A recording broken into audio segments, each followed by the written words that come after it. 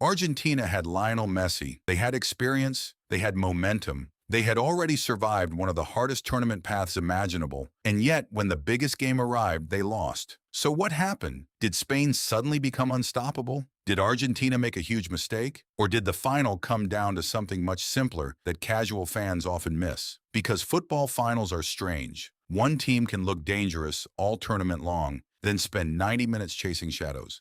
And that is exactly what happened here. So why did Argentina lose the 2026 World Cup final? Here is the simple version. The easiest way to understand this final is to focus on one thing: control. Not control of the score, control of the game. In football, the team with the ball decides where the game happens.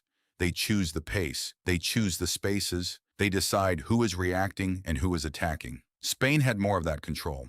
Argentina spent much of the match waiting for opportunities instead of creating them. Think of it like a conversation.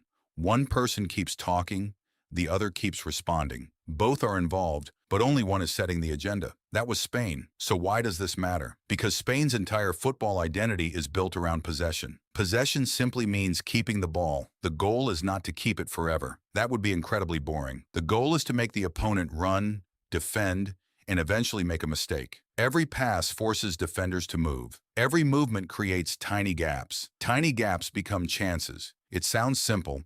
It is also exhausting for the team without the ball. This is where many new fans get confused. Argentina did not necessarily look terrible. They defended well for long stretches. They stayed organized.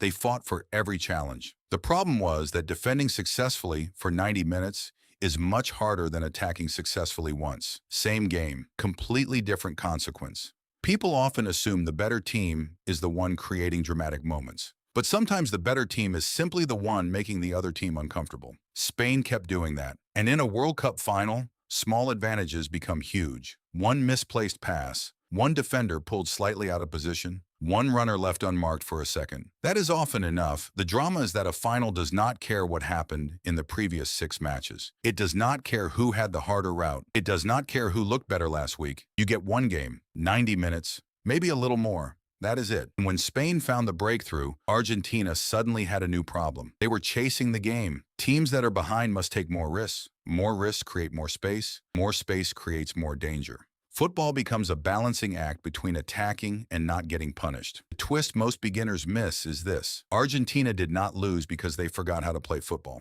They lost because football is often decided by who controls the match, not who controls the headlines. A team can have superstars, confidence, and momentum. But if the opponent controls the rhythm, controls the space, and forces you to react, even great teams can spend the night playing someone else's game. So here is the simple version. Argentina lost the final because Spain controlled more of the match. Spain kept the ball, dictated the tempo, created pressure, and eventually turned a small advantage into the winning moment. Argentina stayed competitive, but they spent too much time reacting instead of deciding what happened next. So the next time this happens, you will not be confused. You will just be mildly annoyed with better information. The game has not changed. You have. Subscribe if you enjoyed this type of content. It means a lot.